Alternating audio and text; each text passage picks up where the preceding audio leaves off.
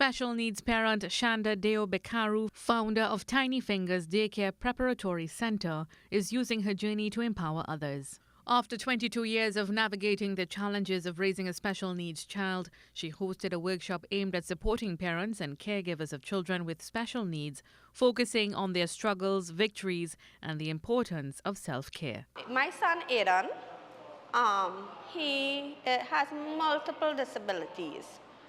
When I had him at the age of 22, the disabilities that was known back then was blind, deaf, and cerebral palsy. Now there are so many other disabilities, like my son has visual impairment. He has autism.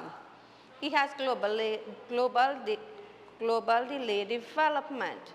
Reflecting on her early struggles and lack of resources, Mrs. Deo-Bickaroo emphasized the need for a strong community and networks to provide support and practical advice tailored to individual needs. I have been in this for 22 years, and some of the challenges that I faced back then, parents are still facing it.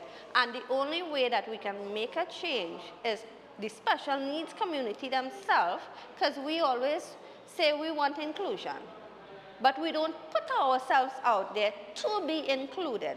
So this is my way of saying, okay, so here's what. Let's see if we can, I know it's difficult for special needs to come out and interact with the typical. Let's see if we can interact with the special needs. With this in mind, Executive Officer at the Trinidad and Tobago Blind Welfare Association, Kenneth Suratt, emphasized the importance of eliminating phrases like suffering from blindness or suffering from cerebral palsy. I don't think people suffer from the disability. People live with the disabilities. So we need to start changing the language.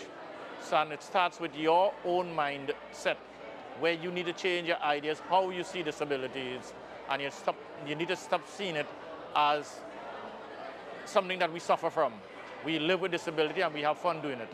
He also shared how the use of language can be offensive. You know, we call it ableist language, where people use, they might hear you're crippling the economy. Or you use words that refer to persons with disabilities like blind. You know, the blind leading the blind. And people are using language in a negative connotation, and it impacts negatively on the blind community or the community of persons with disabilities.